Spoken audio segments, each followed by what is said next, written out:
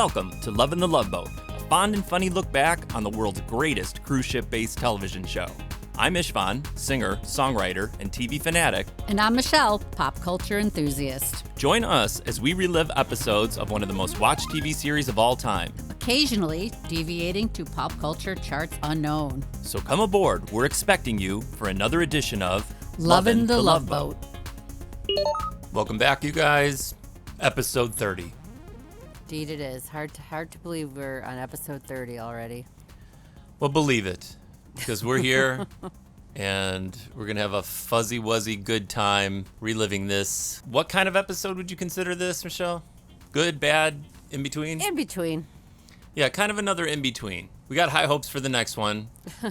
This one is let's kind of just dive right in. Yeah, I think we're gonna have to wrestle with this one a little bit too. I'd like to know you guys always.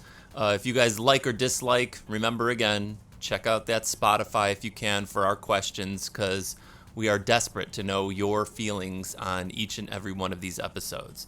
So let me do it. Let me dive in, and we have a little extra something for you at the end from my mom, our Hollywood reporter.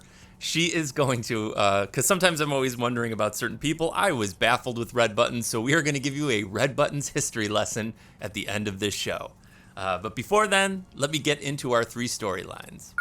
First, we have The Kissing Bandit, written by Fred Grandy and Bernie Kopel. We have The Witness, written by Arnold Grossman. And finally, we have Mike and Ike, written by guess who, Michelle? Fred Grandy and Bernie Kopel. They really were all over this episode. Yeah, they really dominated. They were going crazy for this one. So that's kind of crazy. I'd have to say that's one of the surprising things rewatching this again is the amount of, this is like their third one that they've written. Yeah. Mm-hmm. And also, I don't know if you noticed, they're like the Isaac heavy ones. Yeah, that's true. Yeah, they do seem to write for Isaac a lot. Yeah, I don't know. It's really unusual. I don't have any background information as to why. I just kind of blown away that they had two stories in one episode and that they were like this writing partnership, which is kind of cool. It is very cool. I'd like to know more about it. Yeah, we'll have to maybe, I don't know. I don't have any information like that. So let's just get into our stars, because there's quite a few on this episode. Yeah, and a lot of stars just with first name character names, so... Yeah, I couldn't find last names on a lot of these people. So first I have Sharon Acker. Mm-hmm. She plays Evelyn. Yes, attractive lady. She was a Canadian actress, so when I looked a little information up, it was just kind of like she was an actress that just never hit it big. She just did some television shows in Canada and in the United States and kind of just disappeared. Interesting. Yeah, and then I have up next Todd Bridges. Yes. As Michael Jr. Yeah, pretty young Todd Bridges. Then we have Pat Carrol. One of the two nuns on the cruise. Muriel. She was just one of those character actresses, though, that you would see in all kinds of television programs when we were kids. Yeah, I couldn't tell you her name, but yeah, I would recognize her usually right away. But didn't she have a super nun look to her? Like Not as much as Nancy Culp, all right, who played Gert. The nuns I had looked a lot like Pat Carrol. Yeah, she did. She sure. kind of looked like a gray-haired version of Sister Jean, our principal of grade school. We'll have to post a picture of Sister Jean. Get to the star of the show, please. You mean Billy Crystal? Yeah, you know I mean Billy Crystal. Newton Weems? Yeah, what kind of name? I don't know. He has the weird name. They gave him like a nerd name. Newton Weems. Because he's like a nerd character. Guys, he is our kissing bandit. Spoiler alert. Then we have real-life couple, Maralyn McCoo and Billy Davis. Was he in whatever, The Fifth Dimension? They both were. Oh, see, I know the music of The Fifth Dimension, but I'm not real familiar other than Maralyn McCoo.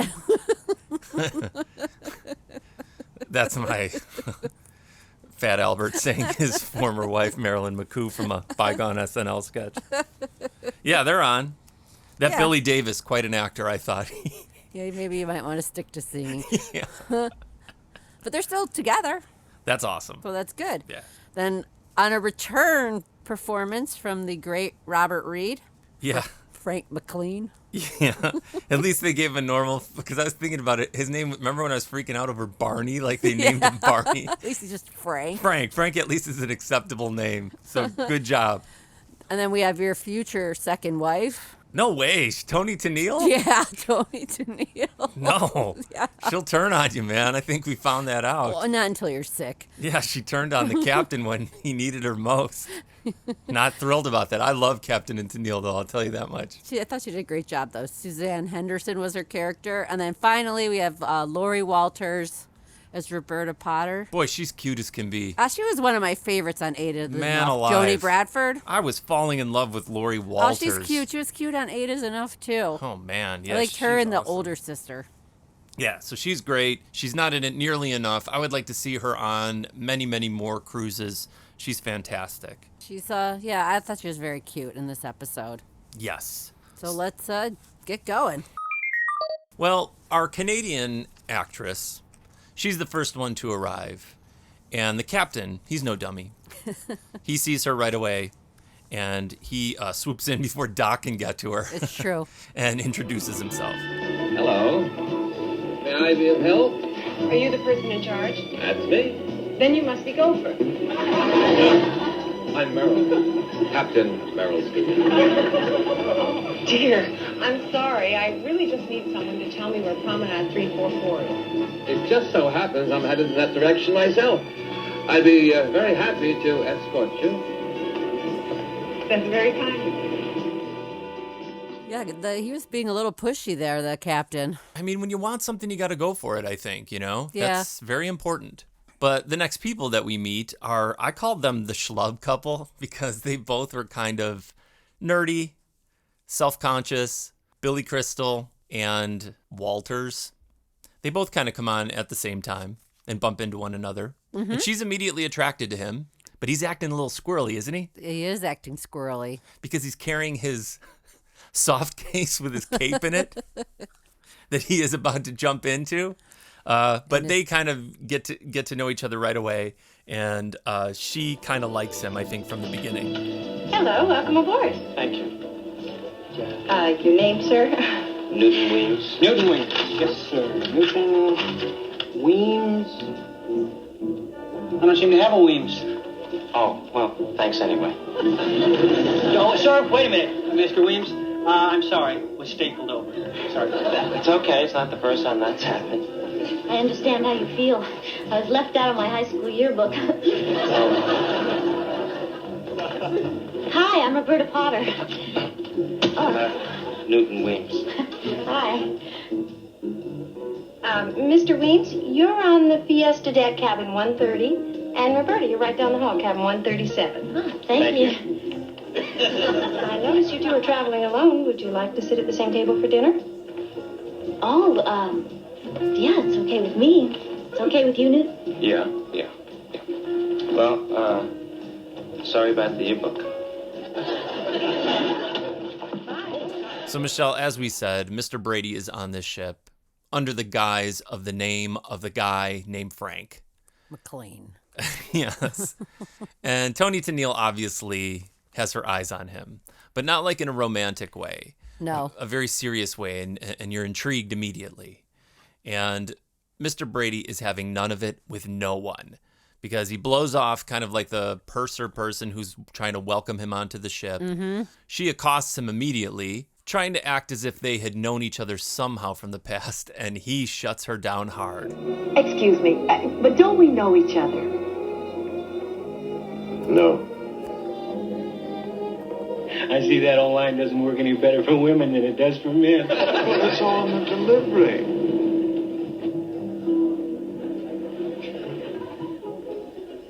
Excuse me, but haven't we met somewhere before?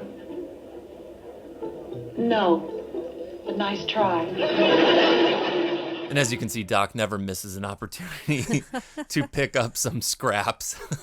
But that doesn't work for him either. No, he's striking out quite a bit on this cruise. Well, Toni Tenille's got her mind on something very, very serious that we have yet to find out about, so you can understand. I totally can understand. If Doc only knew, his ego would not be bruised. And then our final passengers are Maralyn McCoo and Billy Davis. And Todd Bridges. Yes, they are a nice family who... Did Isaac know that they were coming on, or was it a surprise to him? I didn't get that either way. But it turns out they all have a past together. Yeah. That they, lived in the same neighborhood, I believe, or Right, and something they were in like like a that. doo-wop group.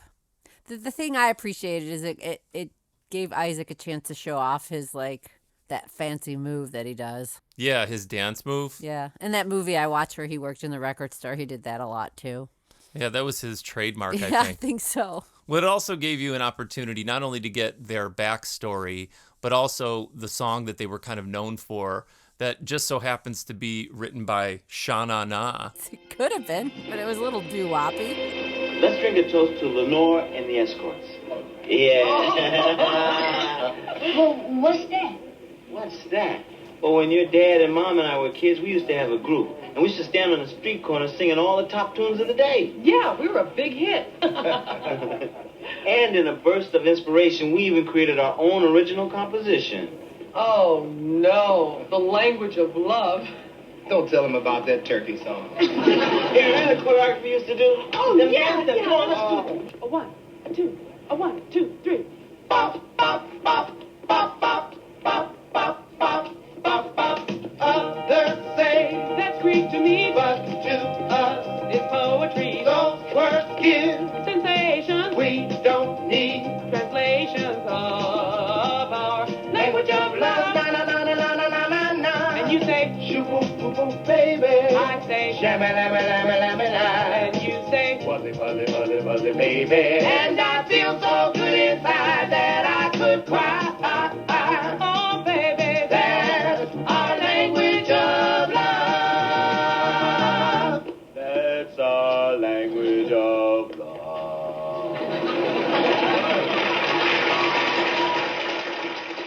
So everybody's having a good time, reminiscing about the past, singing their doo-wop. Yeah, the whole people on the ship, they were loving that tune. They were. It was like entertainment Yeah, free entertainment. that they weren't even bargaining for because there was like a full band behind them somehow when they were playing. But Billy Davis, he's not into it really. Nope.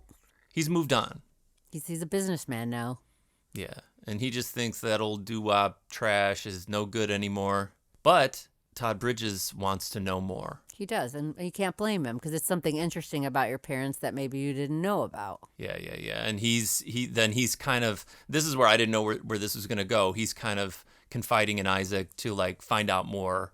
And Isaac is just super the nicest guy in the world, likable, and is trying to, clue him in on what they once did, even though the dad's kind of not into it. Hi, will you teach me? Sure. Oh, no. That doo-wop stuff was fine for back then, but we don't need that now, son. Come on, let's go get dressed for the captain's cocktail party. Say, Mike, I didn't mean to embarrass you in front of your son. Oh, it's cool, Ike. It's just that my life's gone in a different direction, that's all. Hey, could you teach me that move that went on with the fuzzy wuzzy? I think you better check it out with your father first. Michael? Please? Okay, tomorrow. And if you get good enough, maybe Gladys Knight will make you a tip. There's always a lot of talk on these Love Boat cruises where we better get ready for the captain's cocktail party, even though it's like the afternoon and it's going to take them hours. Oh, I didn't even hear that. Oh. I didn't really hear him say that. Yeah, so I guess the first night of dinner was some kind of captain's cocktail party, and the captain was wasting no time at his table. It was very sweet of you to give me a tour of the ship today. Ah, we haven't finished. Perhaps later I can show you the real heartbeat of the ship. The engine room? My cabin. Maralyn, you're such a knave. Yeah, Michelle, how do you feel about a sexual captain? It's tough. I love it. I love when he's in a mood where he's making advances on a woman. It's kind of awkward.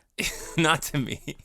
Not to me at all. I find it so enjoyable because it's clowny. He does it great, and it's one of my favorite things. I think he does an awesome job. I don't like when he's shot down, but in this one, I think they handled it kind of nicely, where it was funny, and then he was showing a little bit of anger a little bit later in the show, which was great. Mm-hmm. I prefer him as the fearless leader or in the dad role, the comedic dad role. Well, speaking of dad roles, we do have Mr. Brady on the ship. Mm-hmm. Toni Tenille is in hot pursuit because she has a very pressing thing to, not share with him, but to try and broach with Mr. Brady. and it kind of is not happening. It's table 14. Yes, it is. I'm sure you're convinced by now that I'm following you. Well, I am. I don't get it. Look, I'm sure you get to meet a lot of girls, but it hurts my ego that you don't remember me. We were introduced by the bartender at Cody's. Of course, I haven't been back there for a while. I heard some guy got killed there last year.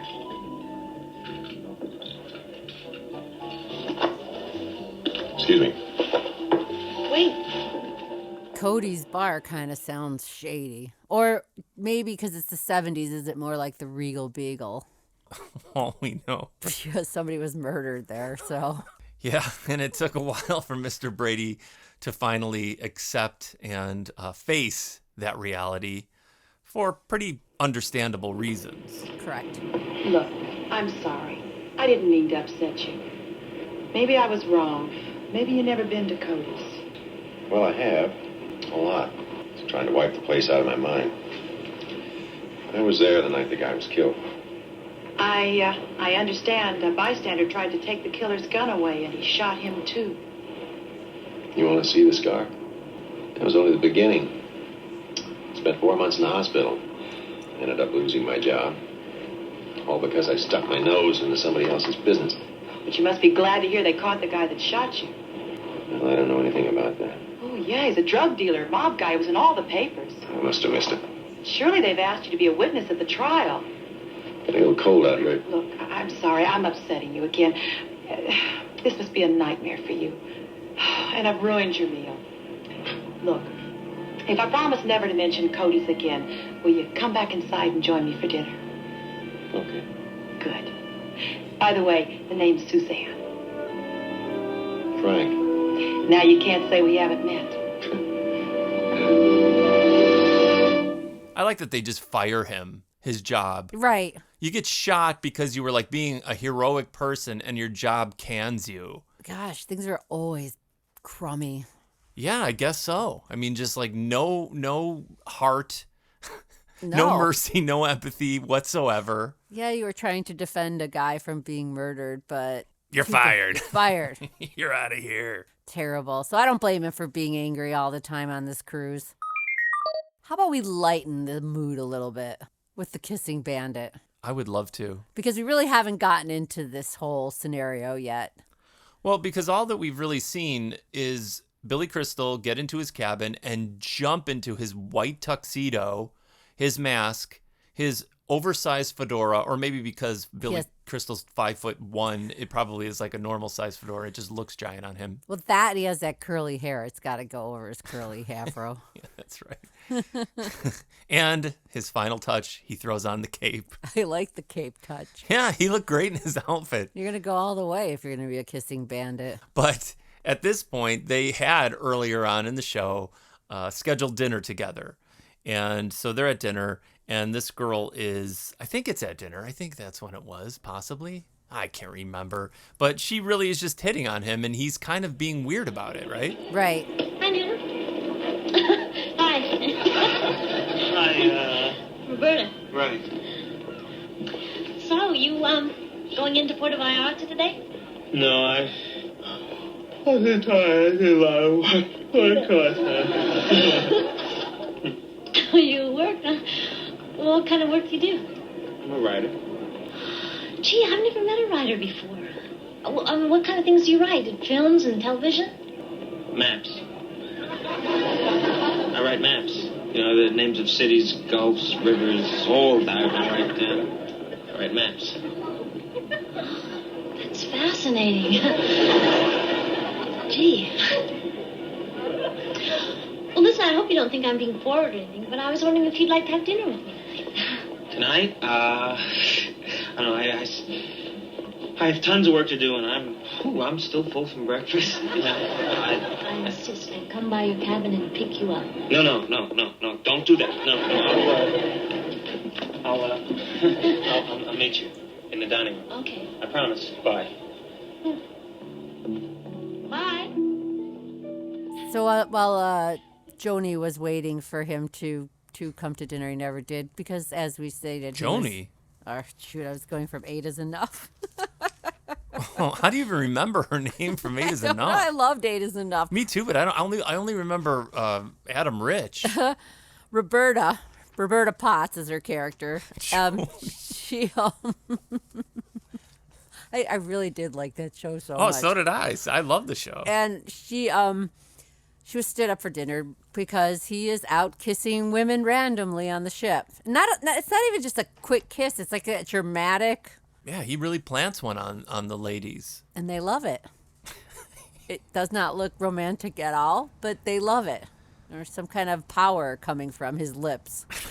I don't know. It's so weird. It's weird, but then I guess it's not terrible because, like I said, they don't hate it.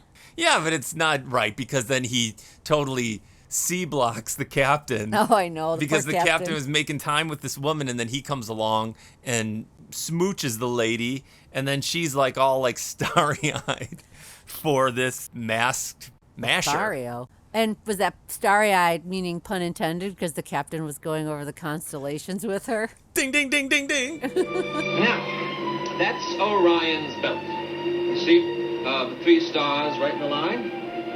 And over there we have Cygnus the Swan. That's my personal favorite. Now, let's see if we can find Ursus the bear. Yes, there you are, you little devil. And that, of course, is the Little Dipper. Wow. It's just crazy that he didn't even notice that there was a man grabbing the woman that was standing next to him and kissing her.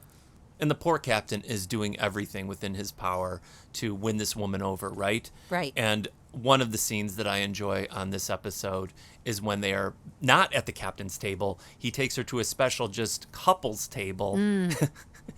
And he has 2 musicians approach them to set the mood. Evelyn, I hope you don't mind not sitting at the captain's table. I wanted to make this special, a night you'll never forget. So for me, this stuff is the fun stuff because it's the clowny stuff. Yes. Because there's some heavier stuff in this episode, and it's cool. You know, God bless Fred Grandy and Bernie Kopell for their writing efforts. But, you know, I like a clowny captain trying to win over a Canadian beauty. Serious stuff is taking place on this ship. I know. Toni Tenille keeps pressuring Robert Reid. Yes. And we still don't exactly know why. Right. But the thing is, he has already revealed that he has been shot, that he was hospitalized for 4 months, lost his job. But what we further find out is a pretty understandable and serious reason as to why he does not want to step back into this situation. He does not want to testify at the trial. Penny for your thoughts. Well, I was thinking about that killer's trial. It starts today. Oh, yeah, I know all about it. I'm supposed to be there. How come you're not, Frank? Because I'm scared stiff. I don't blame you. The guy has ugly friends, Suzanne. 1 bullet's enough. I don't need to be a hero again. But can they convict him without you? Nope. Then a killer will be walking around the streets. Yeah. But so will I. Now, I could totally understand that, Michelle. I mean, like, Well, yeah. you'd be freaked out. Like, I mean, if this is in New York and there's, like, mobster people involved and all of that. They'll find you. Yeah, you'd be freaking out. And it's just like you've already lived through this thing and you wouldn't maybe want to go right back into that. No. I did completely understand that. The one thing I did not understand is why, after we implored people not to smoke in their cabin, that of all the people on the ship, our hero, Mike Brady, would be the one to break the rules. And not only is he smoking in his cabin, but I also noticed, with my keen eye for detail, Yes. he had a wristwatch on. Yeah. A thick, cool wristwatch. But then he had the bracelet above the wristwatch. What does that mean? Just looked weird.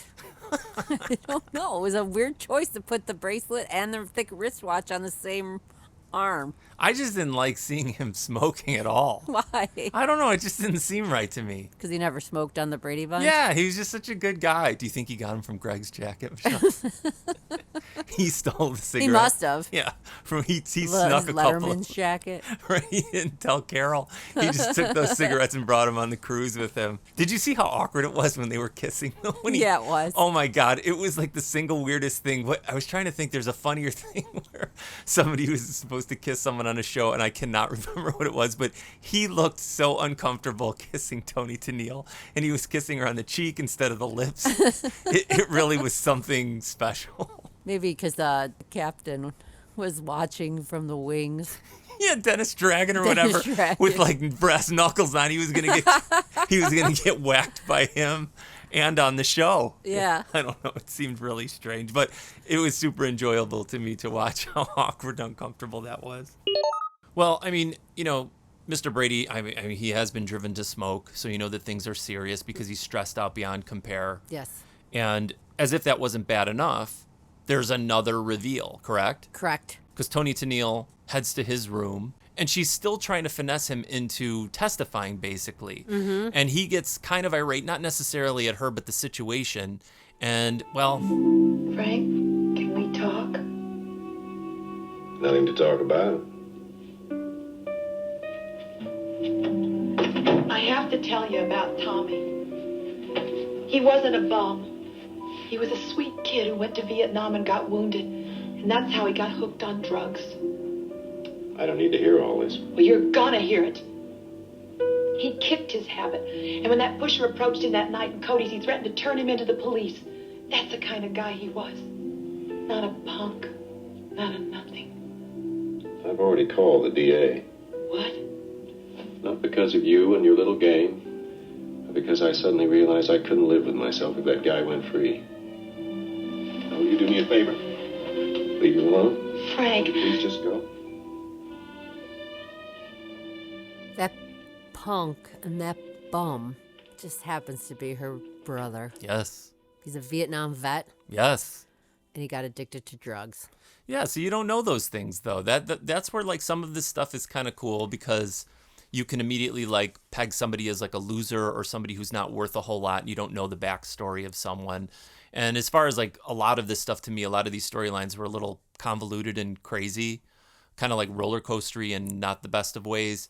Those are the things that are like, oh, you could kind of see that, Mm-hmm. And that would be a pretty sticky situation to be in. Correct. And then once she admits that that's her brother, then he kind of gets wise to the situation. Oh, he feels hurt, too. He feels like he's been played. Right. That's what I mean. Yeah. Thinking that she was just using him to get him to testify, and she didn't really like him. Although I did appreciate on this episode before all this, and that he did say he was falling in love with her. Mm-hmm. When usually on the Love Boat, they are in love with each other immediately. Right. And then they're getting married. Right. Well, you've got a murder in between, so you can't immediately just, like, let yourself go into love. Right. It's true. It's hard to trust again. Yeah, a little complicated. Keeping on a sour note on this cruise ship, Mike and Ike, they were supposed to go on a fishing trip together. He promised him when they got to, I don't know if it's Puerto Vallarta or Cabo San Lucas. I think it was that. He was going to charter a ship, and they were going to fish all day. But guess what? Dad's got to fly back to Los Angeles immediately and close a deal on a new dealership. And then even prior to that, though, this is a part that it really was like a bummer to me, is like this kid goes to ask Isaac about, like, how do you fish? Oh, that's right. And then Isaac lays his magical fishing hat on this kid and just gives it to him. But it's not just like some hat that he had. What was it, Michelle? It was a hat that his dad gave him. Yeah. I kind of thought the same thing. I'm like, that's too much story behind that hat to just give it to your friend's kid. See, now you're making me think of the sextant that the captain gave to that other kid, the orphan kid. And Isaac's like, he shouldn't have. This kid, he's going to be living on Park Avenue with the Drummonds at some point, so he's going to be rich again. He's got this dealership family here, then he'll get adopted by the Drummonds. He's going to be mega rich, and then Isaac's giving him the hat that his father gave him. I want to take that hat back from that kid I so know. bad. And then when the kid gave it back, I was like, oh, yeah, he has it back. He didn't even care about the hat, really. No, he didn't. And then he just lays into Isaac in like the most brutal of ways. Called him a jive bartender. Oh. Hey, you're late. You're gonna miss that boat. We're not going. What? My dad has to fly back home. What's going on? Got a chance to pick up another dealership. I got to go back and wrap things up. You know I'm doing this for you, don't you? Yes, sir. Mike, doing it for him? You're doing it for yourself. This kid don't give a damn whether you get one more car dealership or not. All he wants is a little attention from his father. Isaac, you're absolutely right. He is not. What do you know about it anyway? My dad's trying to make a lot of money so I can live a better life than he did. He doesn't want me going and singing songs on some street corner. He wants me to go to college and get a good education and be somebody, not a jive bartender like you. I'm sorry. My fault. I shouldn't open my big mouth. Oh, it's cool. No, it's not cool. Michael, don't you see what you're doing? You're wheeling and dealing yourself right out of our lives. Darling, calm down. It's been an emotional morning. Why don't you just go back to bed? I really got to go. I'll call you later. I was so upset during this scene. I love Isaac, as do you. I know. And Isaac was being such a good guy. And he was trying so hard because he wasn't trying to like overstep the bounds of friendship and know that this is his father. Gives him his dad's fishing hat. I know. Oh my gosh. Well, the kid was just lashing out because he was mad at his father. I understand that, but it doesn't make it any better to me. I felt horrible for Isaac. Oh man, and Maralyn McCoo. She was the voice of reason, and I liked Maralyn McCoo very much. Me too, and she had that great terry cloth. Oh, I didn't even see that. It was a pink terry cloth like tracksuit type thing. No, I was so upset by this whole thing in the fishing hat that it just like I was blinded to any terry cloth, and normally my terry cloth. I know you missed out on her terry cloth. My terry cloth radar goes off. So this is terrible, and everybody's in turmoil right now. Except for Billy Crystal. Except for Billy Crystal. Who's smooching the ladies left and right, regardless of age, size. It doesn't matter. So the captain is frustrated with the kissing bandit. Yes, he is. And they want to lay a trap to catch him. What's the best trap you can think of, Michelle? Julie. Yeah, I have written down Julie Chum. Like she's thrown to the waters for sharks to attack. Always Julie. Yeah, they're always offering her up as some sort of human sacrifice. And then I was thinking about, after the previous episode, why would she accept it? Because then they were like, oh, well, we'll be watching. We'll be waiting. And we all know that they failed her in the last episode. I know. They're always too slow. I know. I don't know. She's so super cute. She really is. And it's just like terrible to think that they just are just not thinking enough of her and her well-being. I guess the worst that can happen is she's going to get kissed. Right. You know, so I guess maybe in their defense, it's not the worst thing in the world. But Julie is just not down. Captain, I don't like this. I don't like it at all. Not at all. Julie, there is nothing to worry about. We'll never be more than a few feet from you. Yeah, and Gopher and Isaac are in position ready to pounce. And you'll have no trouble spotting him. Well, everyone is at dinner. The deck is deserted. All you have to do is casually stroll back and forth. As soon as you see him, call out. Oh, Captain, this could just be a big waste of time, though. I mean, well, what if he doesn't come after me? Well, he will. The man's unbalanced. He'll go for anyone. No, I mean, happy hunting. Thank you, sir. Tally ho to you, too. But then as a result of this, Michelle, this also, for me, you know, 8-year-old me, whatever, this is the stuff I liked. You know, like the clowny chase scene type stuff, you know, yeah. Isaac and Gopher are like hiding under a tarp. It's like classic, like, you know, Abbott and Costello or some kind of stuff like that I loved. Or how about when Doc took all the ladies away because they were all out on the deck waiting for the kissing bandit? Because that's the thing. All the women want to be kissed by this guy. I know. It's so weird. Maybe it's how it is. I have no idea. But then there was like hundreds of women out on the deck or whatever. That was kind of funny. It was funny when Doc was inviting them all back to his room. Well, the way he did it was really kind of cool because he's like, for your protection, I need you to come back to my cabin for a nightcap or whatever. And then they're all like, oh. And they all took off, and that was kind of funny. It was funny. So then that left Julie in her beautiful silver gown. She looked pretty. She does. She always looks pretty. Yes, she does. And yeah, so she's just out there. And then, of course, he does. Billy Crystal shows up. Mm-hmm. And then it turns into a fun sort of, what did they call him? Who's the dude? Who's the dashing pirate famous? They say his name. Errol Flynn. There you go. Yeah, he swings from some kind of rope that just happens to be there. Yes. It's cute. That whole scene is cute because then you look at Julie and she's kind of starstruck like smitten too because he just kissed her and the guys are like bumbling trying to catch him. And is that where like he then does bump into the girl like on the way back to his room and then he passes her by? It must have been, right? I think so. Yeah, because then he sees her and then he freaks out and goes back to his room. Yeah, he's about to kiss her, and then he realizes it's the girl that's been trying to meet up with him this whole cruise. And she heads to his room right after that. She sure does. At that point, Billy comes clean. Hi. Hi. Just working. It's on a map of some countries you probably never heard of. United States? Somewhere rather well known.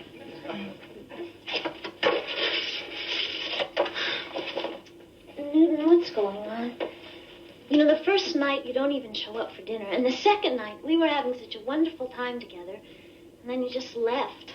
And then tonight you didn't show up again.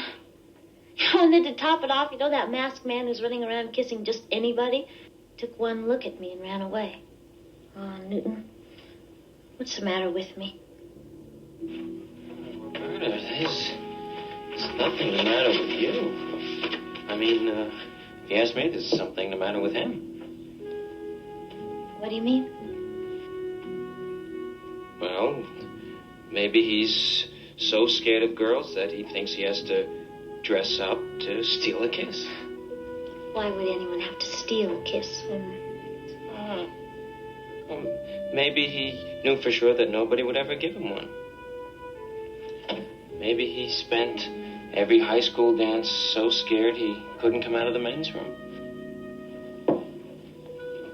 Maybe he promised himself that one day he'd do all the stuff he dreamed about, and then he met a girl that he really cared for. And then the mask didn't work, and he ran away like a chicken. People don't have to do that, do they? No. If it was me, if I met someone like you that I really cared for, I'd just say, "Can I kiss you?" And I'd say yes.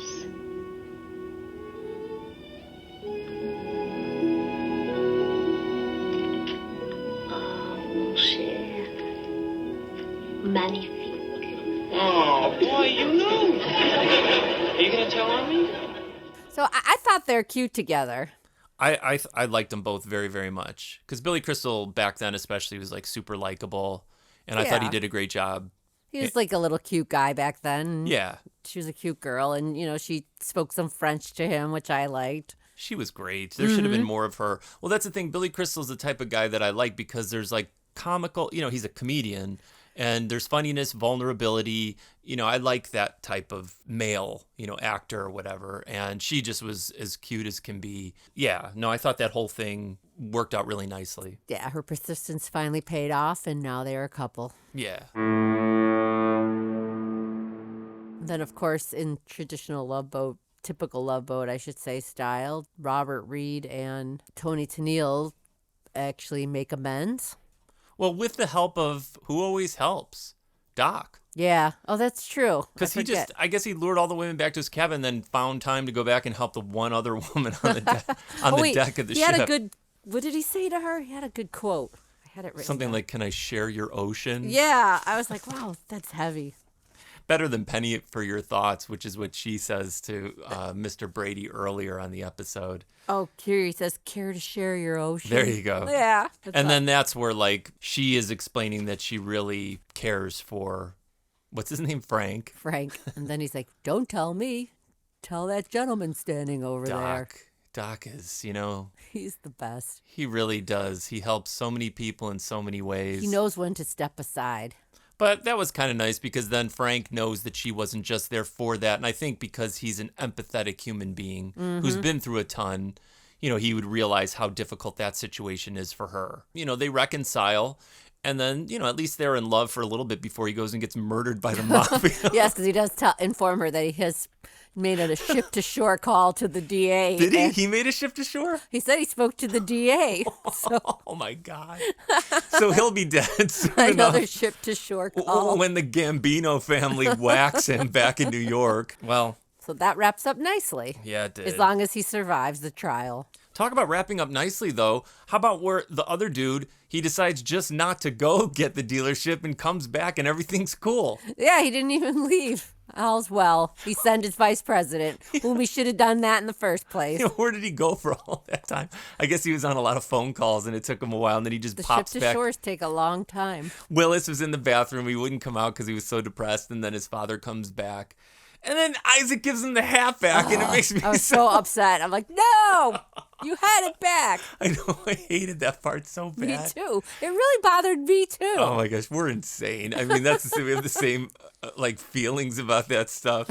Yeah, but they do come back, and then it's like, you know, the dad realized that he needed to spend more time with him, and they kind of just slam bang wrap that baby up. Mm-hmm. Lenore? What are you doing here? Well, I exercised my prerogative as president of the company. I told my vice president to make the deal. Michael? Daddy! I know it's kind of late in the day, and all the big ones are probably all gone by now. But would you still like to go fishing with me? Oh, wow. All right. Now, how about an apology for our friend here?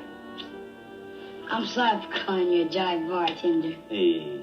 And I'm sorry, too. Seems as though I've been doing all the jiving around here.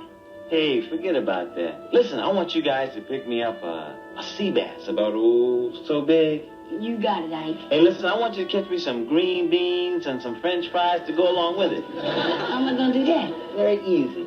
With your magic hat. And that's really it for this one. This one was kind of, like I said, like I felt it was like really like roller coastery with a lot of pretty heavy stuff, and then it could be a little confusing sometimes. Right. Because you are packing all this into a 60-minute show. What happened with the nuns? The last scene was like, remember, like the captain's like talking to Gopher, and he's like, look what they found in the trash or whatever. Oh, and then they all chase after him? Yes. Gopher. Yes, sir. Look at this. Where did you get that? A room steward found it in the trash. Now, can you imagine anyone being silly enough to think that wearing that could be a turn-on? It's him!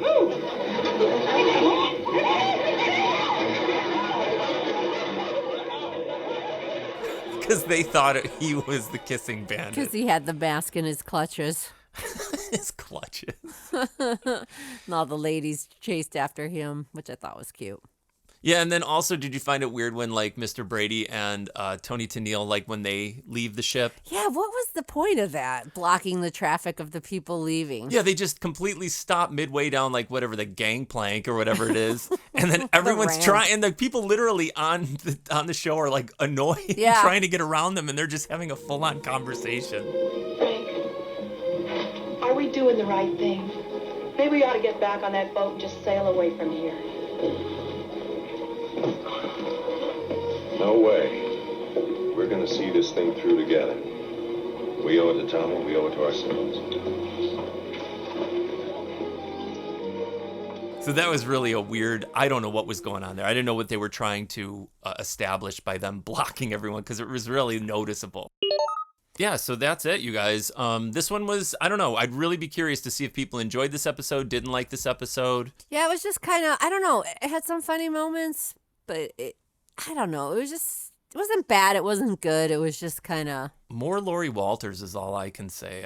If there would have been more of her, I would have been very, very happy. Yeah, I wonder if she's on anymore in the future. I hope so. And next we have, I do believe, episode 31. I cannot remember the title. It's like Ghouls Night Out, or maybe that's a Misfits tune. And heads up, you guys, we do have a special guest or commentary from our friend, David Stecco, half of the Blurry Photos podcast, which we will tell you more about on the next episode. And I think we're going to leave you guys, like we said at the top of the show, with a little bit of extra information from my lovely mother, Mary Jo's Hollywood Minute. And I think I have to do a little fix on that, because I think I did look it up. Now, she could be correct, or Wikipedia is correct. Maybe the age of Red Buttons may not be what my mom is thinking. I do believe he passed away at 87. And I do believe the name of the club may have been a New York club, not a Chicago club. I think that's what my mom is about to say. But the other information is really cool, super cute. Thank you, Mom. And thank you guys for listening. Until next time, I am Istvan. I'm Michelle. Captain Stubing, please come to the bridge. And we are Lovin' the Love Boat.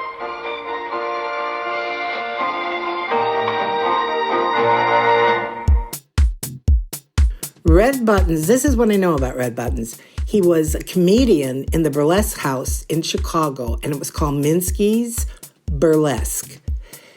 After they closed it, he was in the last show, actually, when they did close in Chicago.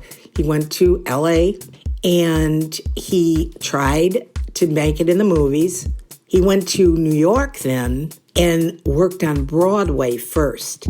He was a good comedian and a very good actor. Back to L.A., he won an Academy Award as a supporting actor in the movie Sayonara with Marlon Brando. Very good movie. Also, They Shoot Horses, Don't They, with Jane Fonda. Another good movie he was in. He's on the Walk of Fame in L.A., appeared on Dean Martin's roast shows. He actually lived until 97 years old, still making jokes, very funny. Not a leading man type of look, but cute. That's about it.